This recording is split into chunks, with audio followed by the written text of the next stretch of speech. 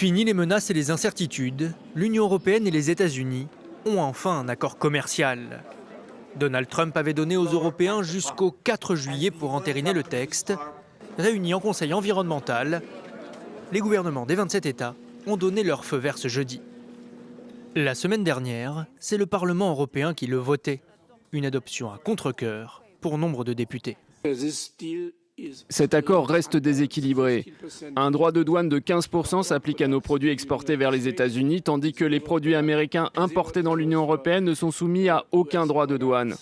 Mais quoi qu'il en soit, c'est l'accord qui a été conclu. Et il était désormais essentiel pour nous de disposer d'un filet de sécurité. Un filet de sécurité, car jusque-là, les industriels et agriculteurs européens qui exportaient aux États-Unis subissaient les revirements de Donald Trump qui menaçaient le vieux continent de 20 à 25% de surtaxe. Les Européens ont donc choisi le compromis plutôt que le bras de fer, alors que les échanges entre l'Union et les États-Unis représentent chaque année 1 700 milliards d'euros. Le texte négocié par la présidente de la Commission avec le président américain en Écosse en juillet dernier prévoit de supprimer les droits de douane sur les produits industriels américains. De nombreux produits de la mer entreront aussi en Europe sans droit de douane et l'Union devra acheter davantage de puces électroniques, de gaz et de pétrole américain.